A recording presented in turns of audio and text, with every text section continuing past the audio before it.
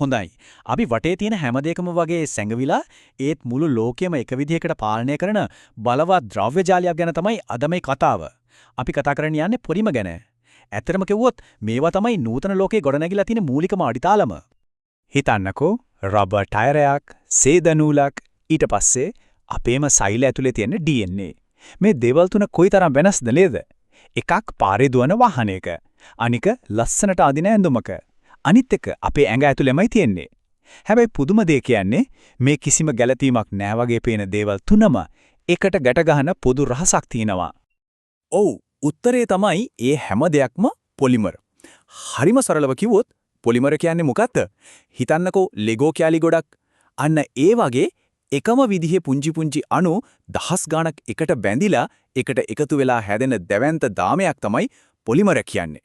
ඉතින් මේ ලෙගෝ කෑලි එකතු වෙන විදිහ අනුව තමයි අපිට එක විදිහේ විවිධාකාර ද්‍රව්‍ය ලැබෙන්නේ. හොඳයි. පොලිමරයක් ගැන හරියටම තේරුම් ගන්න නම් අපි මුලින්ම අහන්න ඕන ප්‍රශ්නේ තමයි මේක ආවේ කොහෙන්ද කියන එක. ඇත්තටම පොලිමර් ලෝකයේ ප්‍රධාන පවුල් දෙකකට බෙදන්න පුළුවන් ඒවයි උපත සිද්ධ වුණ තන අණුව. ඉතින් පළවෙනි වර්ගය තමයි ස්වභාවික පොලිමර්. මේවා ස්වභාව දහමේම විශ්මිත නිර්මාණ.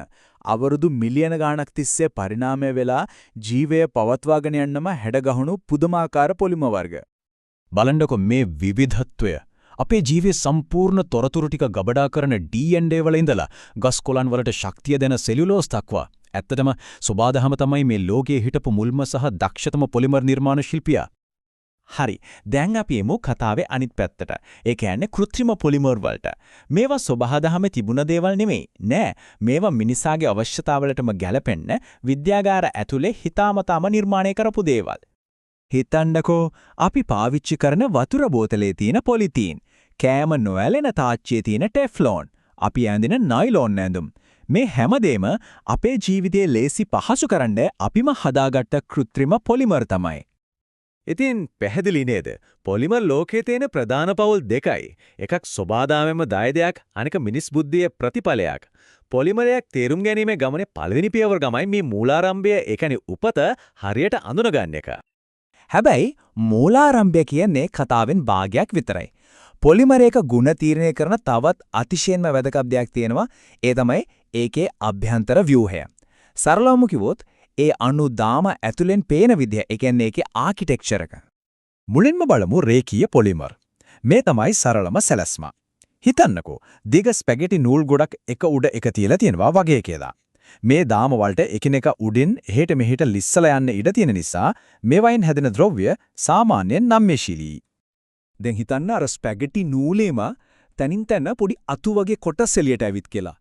මේ අතු තියෙන නිසා අර දාම වලට කලින් වගේ එකට ගුලි වෙලා තදින් ඇසිරෙන්න බෑ. ඉඩමදි. අඬ ඒ නිසා මේ පොලිම වල ඝනත්වය අඩු වෙලා වෙනස්ම ගුණාංග ටිකක් මතුවෙනවා. තුන්වෙනි ව්‍යුහය තමයි ශක්තිමත්ම එක, හරස් බැඳි පොලිම. මෙතනදි වෙන්නේ මොකක්ද? අර තනි පොලිම දාම තියෙනවනේ, ඒවා එකිනෙකට රසායනික බැඳීම් වලින් සම්බන්ධ වෙලා හරියට ධීවර දලක් වගේ ශක්තිමත් ජාලයක් හදනවා. ඉතින් මේ දාම එකිනෙකට හිර වෙලා හෙලවෙන්නත් බැරි නිසා මේවයින් හැදෙන ද්‍රව්‍ය අතිශයින්ම දෘಢයි, ඒ වගේම ශක්තිමත්. එතකොට රටාව පැහැදිලි නේද?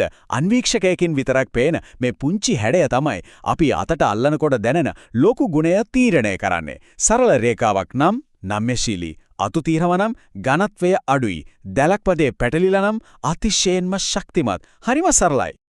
හරි. දැන් අපි පොලිමරයක් ගැන තියෙන ප්‍රධානම ඔත්තු දෙකම දන්නවා. එකක්, ඒක ආවේ කොහෙන්ද කියන එක. දෙක, ඒකේ ඇතුලේ හැඩය, ඒ කියන්නේ ව්‍යුහය කොහමද කියන එක. දැන් බලමු මේ තොරතුරු දෙක එකට එකතු කරාම මොකද්ද වෙන්නේ කියලා. මේ තමයි මේ මුළු කතාවේම වැදගත්ම සූත්‍රය. මූලාරම්භය එකතු කිරීම ව්‍යුහය, සමානයි ක්‍රියාකාරීත්වය. ඒ කියන්නේ පොලිමරයේ උපතයි ඒකේ වාස්තු විද්‍යාත්මක සැලැස්ම එකතු වුණාම තමයි ඒ පොලිමරයට කරන්න පුරුව දේ, ඒකේ ගුණාංග සහ භාවිතයන් මොනවද කියන එක තීරණය වෙන්නේ. ඇත්තරම විද්‍යාඥයන් අලුත් ද්‍රව්‍යයක් නිර්මාණය කරද්දී පාවිච්චි කරන්නේත් මේ සරල තර්කයම තමයි. බලන්න පියවර 1. ඒකේ මූලය හඳුනා ගන්නවා. ස්වභාවිකද කෘත්‍රිමද කියලා. පියවර 2. ඒකේ අභ්‍යන්තර හැඩය, ඒ කියන්නේ ව්‍යුහය අධ්‍යයනය කරනවා. රේඛීයද, ශාක තියෙනවද නැත්නම් හරස් බැඳිද කියලා. අන්තිමට පියවර 3. අනේ තොරතුරු දෙක මත පදනම් වෙලා ඒ ද්‍රව්‍යෙන් කරන්න පුළුවන් වැඩ මොනවද කියලා හරියටම තීරණය කරනවා.